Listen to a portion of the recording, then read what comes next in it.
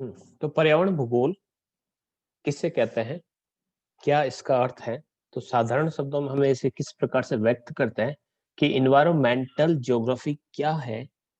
क्यों हम इसका अध्ययन करते हैं? तो हमें इतना तो पता है कि हमने जब भौतिक भूगोल को पढ़ा, तब भौतिक भूगोल के अंतर्गत हमने देखा कि भौतिक भूगोल के अंतर्गत हम जलमंडल का भी अध्ययन करते हैं। इसके अंतर्गत हम स्थल मंडल का भी अध्ययन करते हैं। भौतिक भूगोल के अंतर्गत हम वायुमंडल का भी अध्ययन करते हैं। तो जो जल मंडल, स्थल मंडल और वायुमंडल, तीनों को हमने अलग अलग पढ़ा। ठीक है। जब हम इन तीनों को एक साथ लेकर और उसमें देखें कि उसमें जैविक और अजैविक पदार्थ किस प्रकार से पाए जाते हैं, उनका क्या सिंबॉलिक रिलेशन है, किस प्रकार से वे एक दूसरे को प्रभावित करते हैं, तो वो आपका पर्यावरण भूगोल कहलाता है। यानी पर्यावरण भूगोल जो है वह क्या है? एक भौतिक भूगोल की एक शाखा है। तो भौतिक भूगोल के अंतर्गत हमने देखा कि भौतिक भूगोल के अंतर्गत हमने जियोलॉजी को पढ़ा, भूविज्ञान को पढ़ा, वायुमंडल और उसके विभिन्न संगठन की और संरचना के बारे में पढ़ा। ठीक है। उसके अंतर्गत हम जियो फिजिक्स की भी बात करते हैं। ठीक है। यानी हमने भौतिक भूगोल के अंतर्गत विभिन्न अजैविक पदार्थों के बारे में बातचीत की। ठीक है। अब ये अजैविक पदार्थों की बात की, तो अजैविक पदार्थ जो है, जो हमारा जैव मंडल कहलाता है। ठीक है। तो जैव मंडल जो होता है उसमें दो प्रकार के तत्व होते हैं, कुछ जैविक होता है और कुछ अजैविक होते हैं। ठीक है। जो जैविक पदार्थ होते हैं, ठीक है, उसके अंतर्गत जो तत्व होते हैं उसे हम पर्यावरण या बायोलॉजी, कुछ जो बायोलॉजी के जो तत्व होते हैं उसको शामिल करते हैं। और कुछ भूजैव होते हैं जिसमें भूमि और जीव को दोनों को शामिल करें, तो वो कहलाता है हमारा पर्यावरण भूगोल। यानी हम केवल जीवों की बात नहीं कर, केवल जीवों की बात करें तो हम जूलॉजी की बात कर रहे हैं। केवल पादपों की बात कर रहे हैं तो हम केवल बॉटनी की बात कर रहे हैं। हम बॉटनी और जूलॉजी के साथ साथ ज्योग्राफी को भी ऐड कर रहे हैं। ठीक है, क्योंकि जूलॉजी और बॉटनी क्या है? पार्ट है, एनवायरनमेंट के पार्ट है। ठीक है। और उसमें हम भूगोल को मिला रहे हैं। तो भूगोल को जब हम इस जूलॉजी एंड बॉटनी में ऐड करते हैं तो वो बनता है हमारा एनवायरनमेंट ज्योग्राफी। अब इसको समझते हैं। जैसे कि एक पौधा है। ठीक है। पौधा किसका? आपके बॉटनी का एक हिस्सा है। बॉटनिकल जो स्टडी होती है उसमें हम पौधे के बारे में पढ़ते हैं, हम ट्रीज के बारे में पढ़ते हैं, उसके पत्तियों के बारे में, फूलों के बारे में पढ़ते हैं।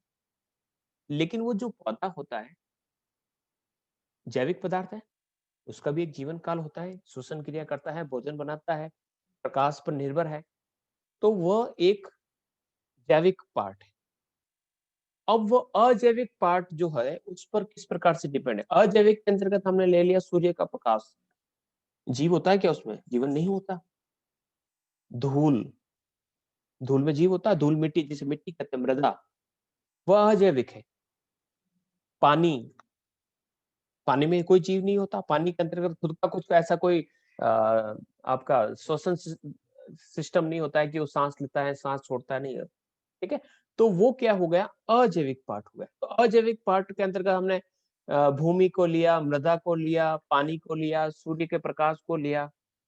क्या इनके बगैर कोई पौधा जीवित रह सकता है? नहीं। तो जो जैविक पदार्थ है उनको प्रभावित करने में अजैविक पदार्थों का योगदान रहता है। जो अजैविक है, जिसका जीवन नहीं है, जिसको जो सांस नहीं लेते हैं, उनको हम भूगोल में पढ़ते हैं। और जो सांस लेते हैं, चाहे बॉटनिकल हो चाहे जूलॉजिकल हो, उसको हम पर्यावरण में पढ़ते हैं। तो पर्यावरण क्या है? पर्यावरण में अगर ब्रॉड तरीके से देखें तो जैविक और अजैविक दोनों ही पदार्थों का अध्ययन किया जाता है। और केवल अजैविक की बात करें तो हम भूगोल में पढ़ते हैं। मिट्टी के बारे में हम भूगोल में पढ़ते हैं। लेकिन मिट्टी के बारे में हम पर्यावरण में भी पढ़ते हैं कि पौधा कैसे डेवलप होगा, मिट्टी से डेवलप होगा। पौधे को बढ़ने के लिए प्रकाश चाहिए, भूगोल का विषय। सूर्य का प्रकाश, सूर्य का ताप, सूर्य के तापमान का वितरण, मिट्टी का खारापन, मिट्टी का कह सकते हैं कि अम्लता, भूगोल का विषय। प्रभावित किसको करती है? पर्यावरण को प्रभावित करती है। फिर हम बात करते हैं कि मिट्टी, अब खाली मिट्टी, चट्टान का चूर्ण जो मिट्टी में तब्दील हो गया, वो उसकी कोई प्रोडक्टिविटी नहीं है, यानी वो उपजाऊ नहीं है जब तक कि उसमें क्या नहीं मिले, ह्यूमस नहीं मिले, उसमें पशुओं का मलमूत्र नहीं मिले, उसमें वनस्पतियों का सड़ा गला अंश जिसे ह्यूमस कहते हैं वो नहीं मिले, किसी प्रकार का नहीं। फिर कोई जीव मर गया, अब जीव मरने के बाद उसका जो कचरा होगा, उस जीव के अंतर्गत जो कार्बनिक और अकार्बनिक जो पदार्थ पाए जाते हैं, ऑर्गेनिक और इनऑर्गेनिक जो पार्ट पाए जाते हैं, वो जब तक वापस मुक्त नहीं होते, वो उस शरीर में पड़े रहेंगे। तो कुछ छोटे-छोटे से सूक्ष्म से जीव होते हैं, वो उस शरीर को छोटे-छोटे से टुकड़ों में बाँटकर, खाकर, मल-मूत्र के रूप में वापस किसमें मिला देते हैं? मिट्टी में मिला देते हैं। और मिट्टी में जब वो तत्व मिलते हैं, वापस मिट्टी के माध्यम से वापस पौधे में, यानी मिट्टी से बना पौधा, पौधे को खाया जीव ने, जीव मरा, अपघटक उसका डिकम्पोज़ किया, वापस किसमें मिल गया? मिट्टी में मिल गया। तो बिना मिट्टी के पर्यावरण नहीं है। तो यही जो रिलेशंस है कि ज्योग्राफी और एनवायरनमेंट, या फिर हम कहें कि एनवायरनमेंट जो है वो ज्योग्राफी का ही पार्ट है, ज्योग्राफी की एक शाखा है। तो हम ज्योग्राफी के अंतर्गत वायुमंडल की बात करते हैं, जल मंडल की बात करते हैं, स्थल स्थल मंडल की बात करते हैं, और इन सभी में पाई जाने वाली जो जैविक और अजैविक जो संरचनाएं पाई जाती हैं उनका अध्ययन करते हैं। तो इस प्रकार से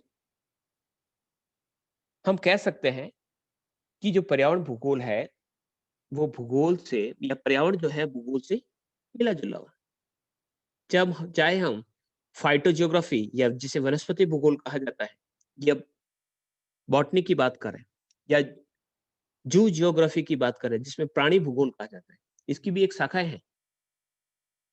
वनस्पति भूगोल, फाइटोजियोग्राफी, प्राणी भूगोल, जू जियोग्राफी, ये दोनों ही शाखाएं भूगोल से संबंधित है।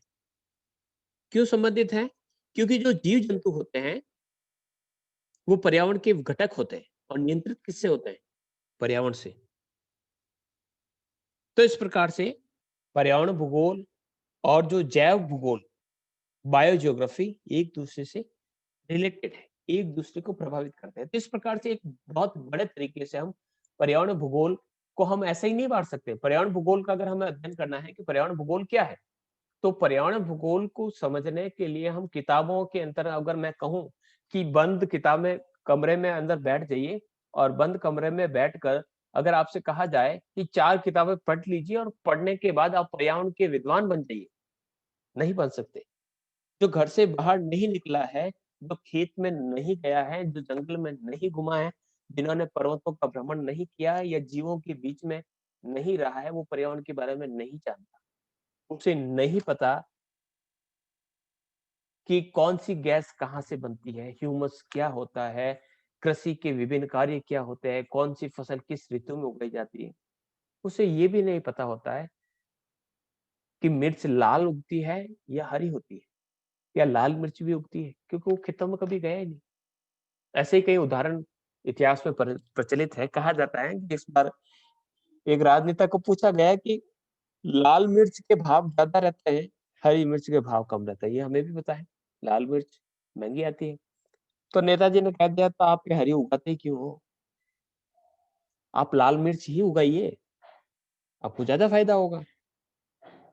ये कौन-सा व्यक्ति कहता है? वो व्यक्ति कहता है जो कभी खेतों में नहीं गया। अमेरिका में कई बच्चों को पूछा जाता है कि दूध कहाँ से आता है? तो वो कहते हैं बॉटल से आता है। क्योंकि उन्होंने अपने घर के बाहर दूध की बोतल, जो दूध वाला रख के जाता है हमेशा, वहाँ पर सिस्टम रहता है, दूध जो है काँच की बोतल्स में रहता है, सप्लाई किया जाता है। तो जो बॉटल का दूध कहाँ से आता है? दूध तो बॉटल से आता है। उन्हें नहीं पता।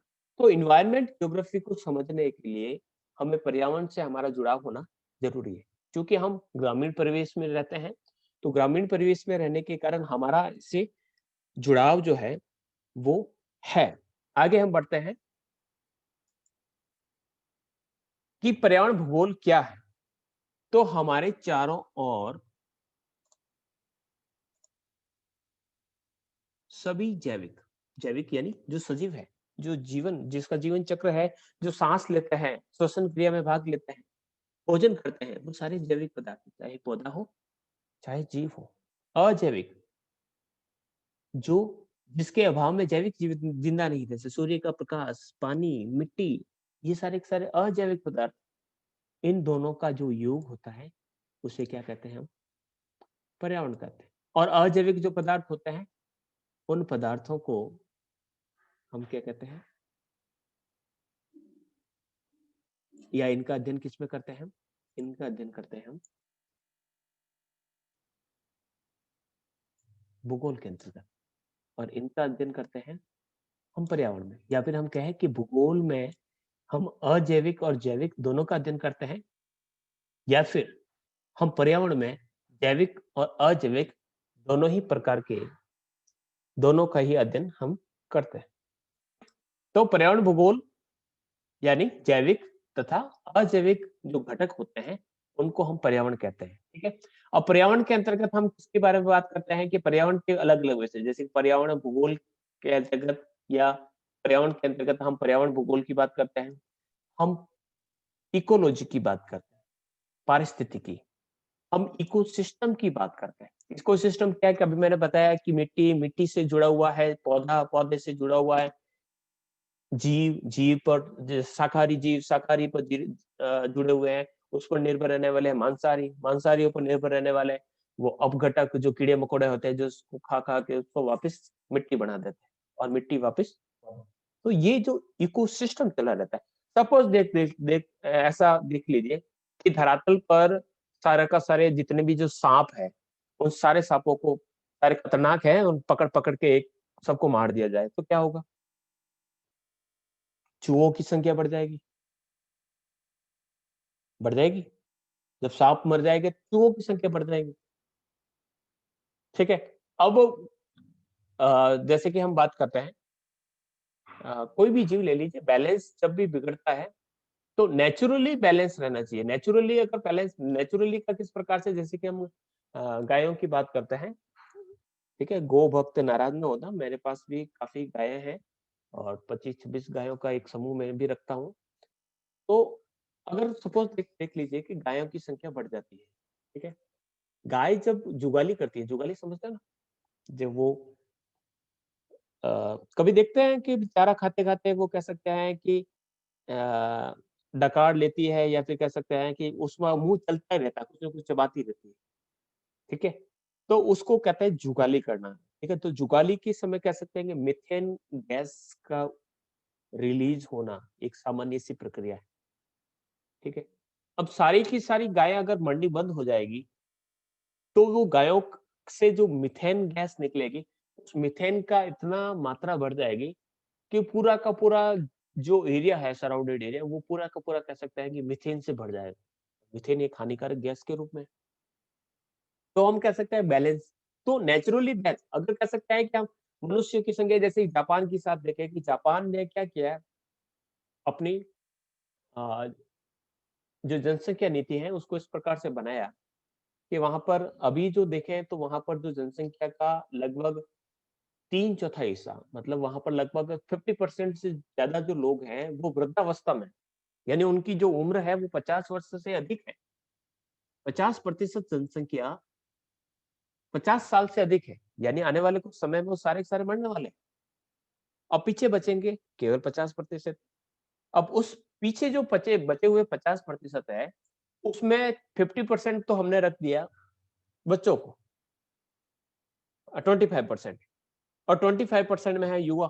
तो वहाँ पर जापान की अर्थव्यवस्था को सँभाल कौन रहा है? बूढ़े तो सँभाल नहीं रहे, बच्चे सँभाल नहीं सकते, क्योंकि ये अक्रियाशील जनसंख्या, क्रियाशील जनसंख्या के बजाय बीच में जो बचते हैं वो कौन रहते हैं? क्रियाशील 25%।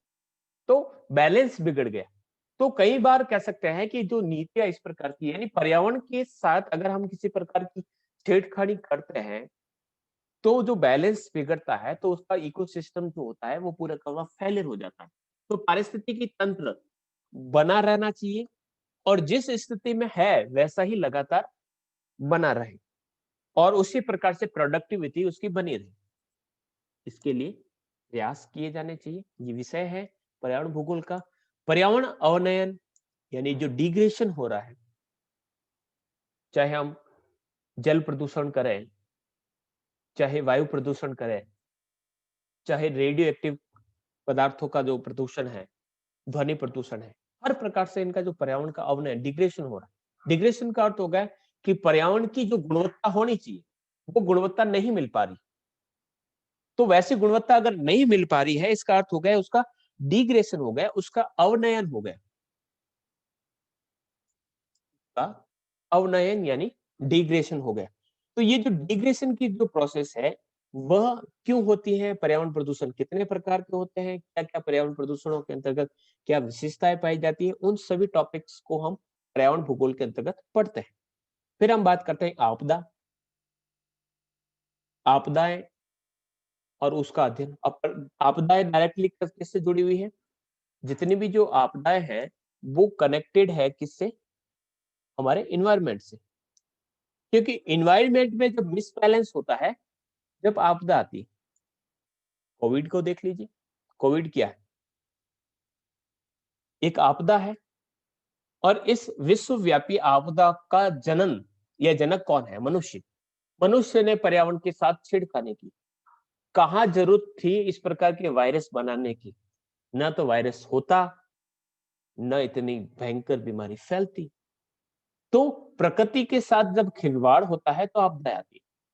मनुष्य ने नदियों के मार्ग में अपने मकान बना दिए, नदियों का मार्ग रोक दिया। कभी न कभी तो अपने मार्ग पर वापस आएगी और जब भी आएगी नुकसान करेगी, बाढ़ आएगी। कहीं बांध बना दिए, कहीं पर्वतों को काट-काट के मैदान बना दिए, कहीं पहाड़ों को खोद-खोद के उबड़-खाबड़ बना दिया, जंगलों को काट दिया। तो यही कुछ कारण होते हैं जो आपदाएँ लाती हैं। तो जो नेचुरल हैज़ार्ड्स हैं, वो कौन-कौन से हैं? तो इसके अंतर्गत हम भूकंप की बात करते हैं, ज्वालामुखी की बात करते हैं, बाढ़ की बात करते हैं, सूखे की बात करते हैं। तो ये जितने भी जो हैज़ार्ड्स हैं, वो पर्यावरण भूगोल का विषय है।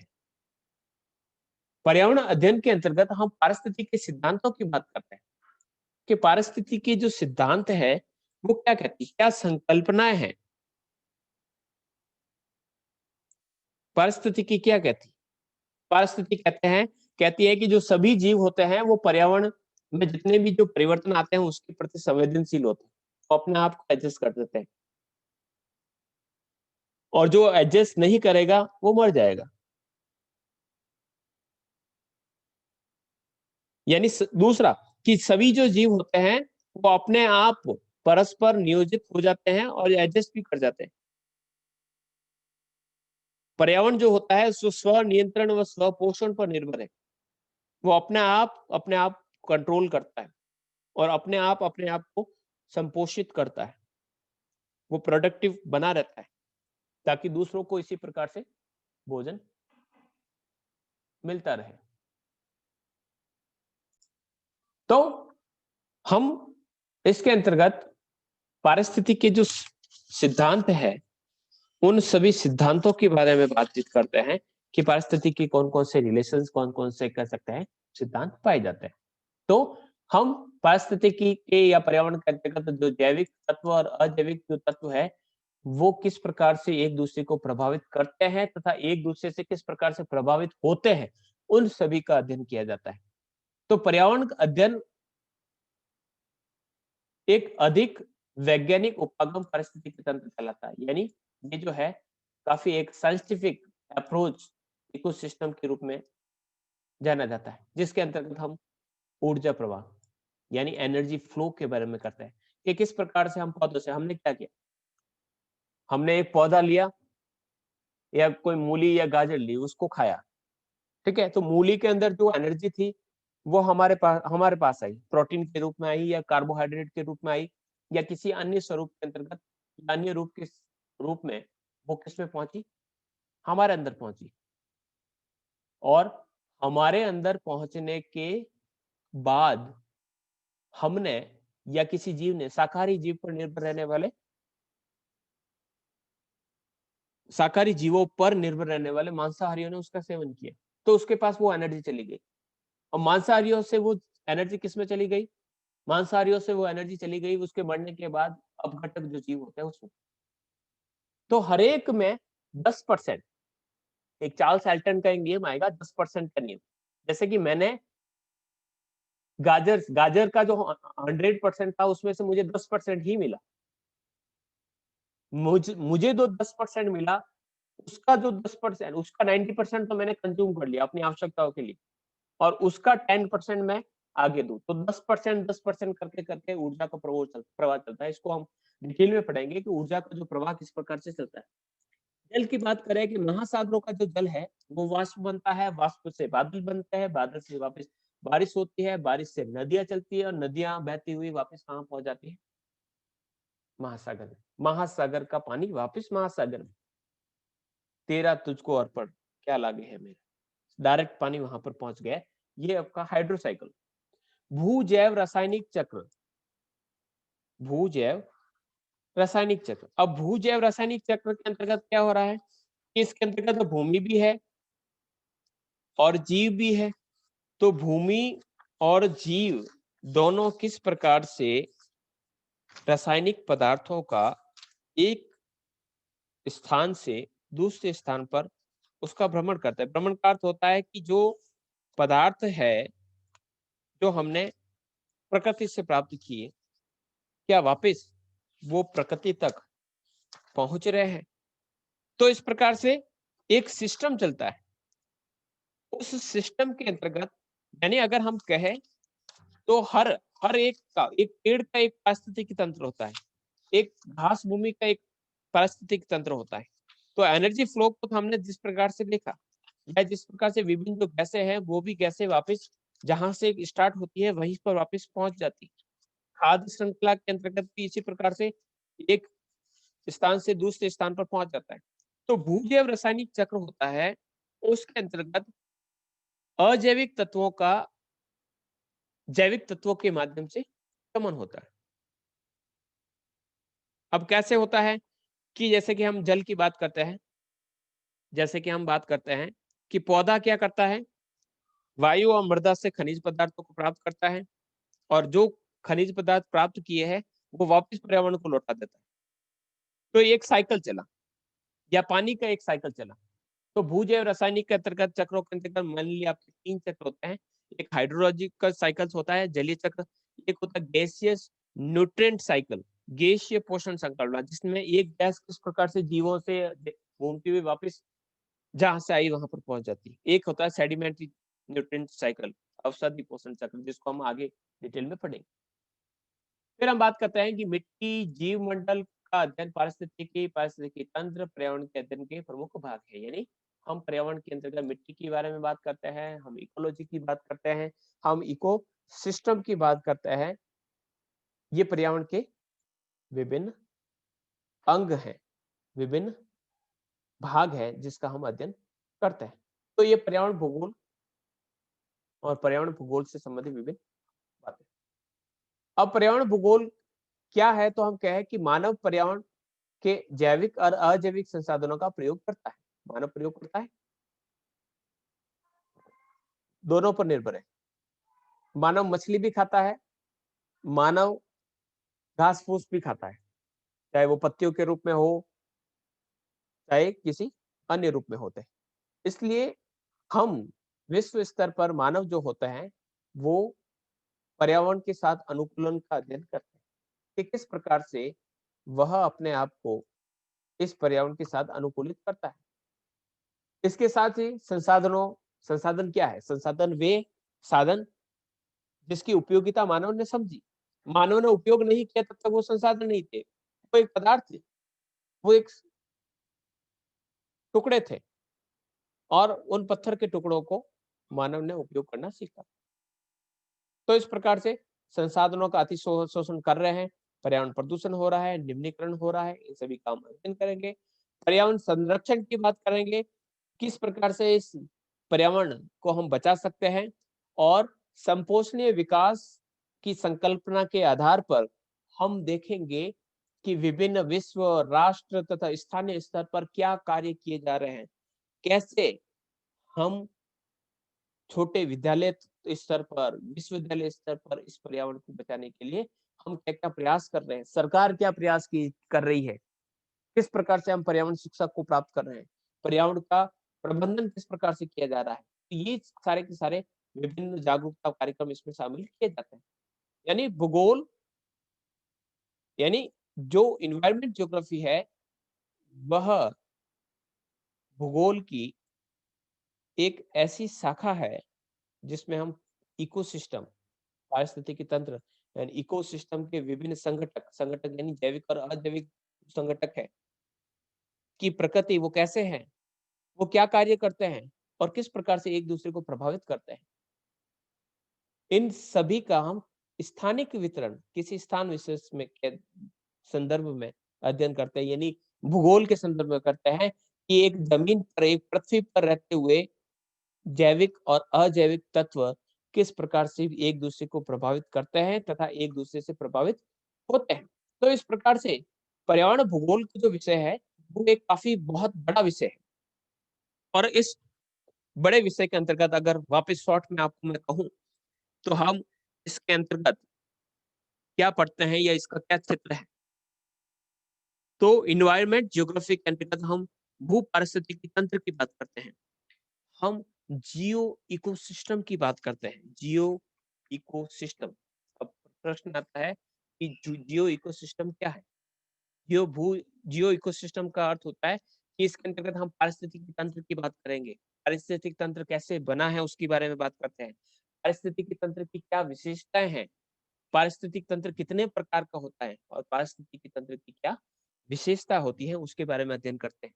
इसी प्रकार से हम पर्यावरण भूगोल के अंतर्गत पारिस्थितिकी तंत्र की क्रियाशीलता की बात करते हैं कि जो पारिस्थितिकी जो तंत्र होता है वो कैसे चलता है। तो पारिस्थितिकी जो तंत्र होता है यानी इकोसिस्टम, पूरा का पूरा जो इकोसिस्टम होता है वो सूर्य ऊर्जा या सौर ऊर्जा से चलता है और उस सौर ऊर्जा में हम इनपुट एरियम जैविक और अजैविक पदार्थों को हम ऐड करते हैं। तो अजैविक और जैविक पदार्थ डायरेक्ट सूर्य से कोरिलेट होते हैं। मिट्टी बनेगी तो उसमें भी सूर्य का योगदान, पौधा ग्रोथ करेगा तो भी उसमें सूर्य का योगदान, मनुष्य विकसित होगा तो उसमें भी सूर्य का योगदान, उसके बारे में याद करते हैं।